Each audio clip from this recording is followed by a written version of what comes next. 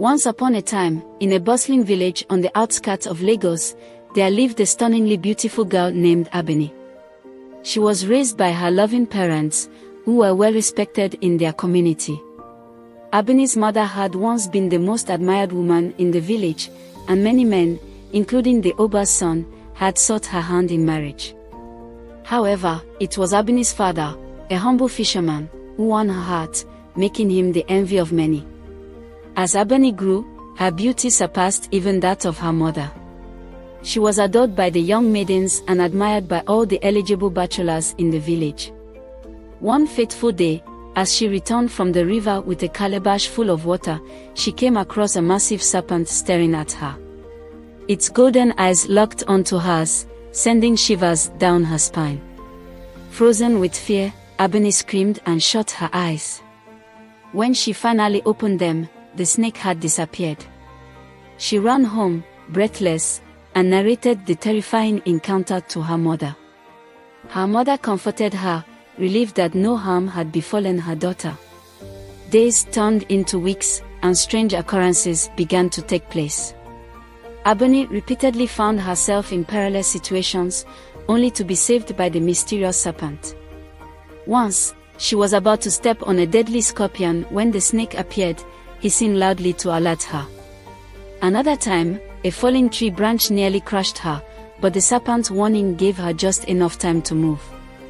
Though terrified, Abeni couldn't shake the feeling that the creature was protecting her. One evening, she ventured into the forest to gather firewood.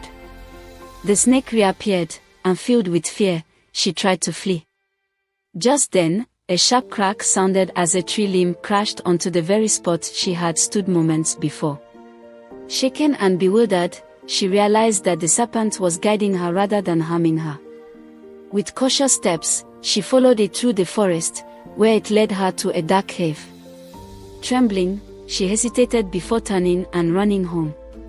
Unbeknownst to her, a jealous village maiden named Kemi had overheard Abeni's scream and secretly followed her. Kemi, envious of Abeni's beauty and admiration, spread rumors that Abeni had dark powers and controlled the snake through witchcraft.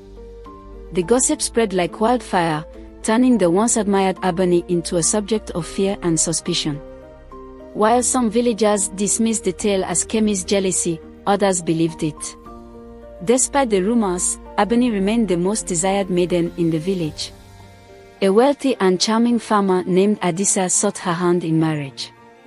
Unlike other suitors, Adisa had spent time courting Abeni, and she found herself drawn to him. She rejected all others and agreed to marry Adisa. Their wedding date was set, and the entire village gathered for the grand ceremony. As the joyous celebration reached its peak, the massive serpent slithered into the midst of the crowd.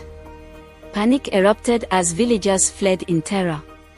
Even Adisa, the once brave suitor, abandoned Abeni without a word.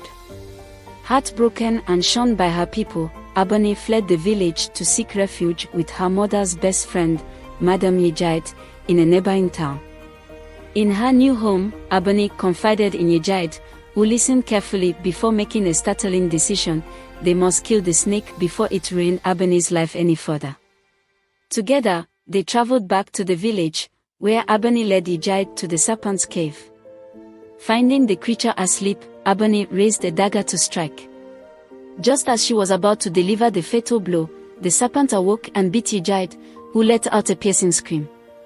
Startled, Abeni slashed her own hand with the blade, spilling blood onto the snake's scales.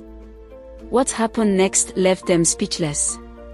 The snake's shimmering skin began to dissolve, revealing human flesh beneath. Within moments, a young woman who bore an uncanny resemblance to Abeni emerged. Abeni staggered backward in disbelief, realizing that the snake had transformed into a girl who looked exactly like her. Overwhelmed, she raced home to tell her mother what had transpired. Upon hearing Abeni's account, her mother broke down in tears. She revealed a long-buried secret: when Abeni was born, her delivery was not yet complete.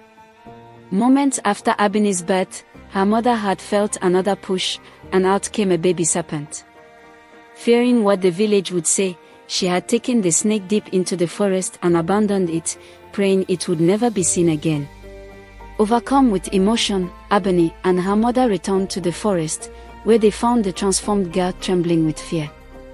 Beside her stood Madame Yejide, who had gone mad, rambling incoherently. In her delirium, she confessed to a terrible deed.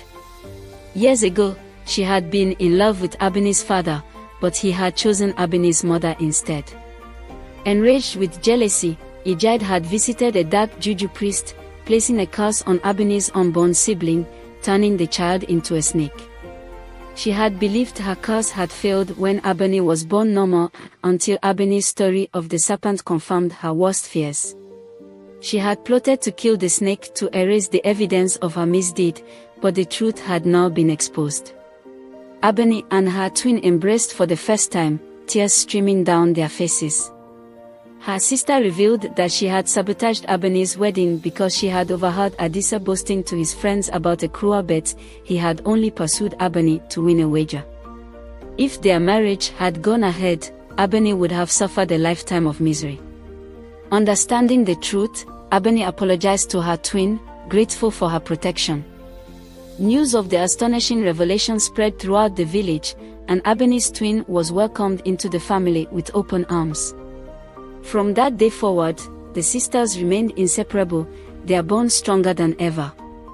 The villagers marveled at the tale of Abeni and her lost twin, learning a valuable lesson: jealousy and envy only lead to destruction. Those who plot evil against others will eventually be consumed by their own wickedness. I hope you enjoyed the story. Like, subscribe and leave a comment, it helps us grow our channel. I'll see you in our next story. Bye.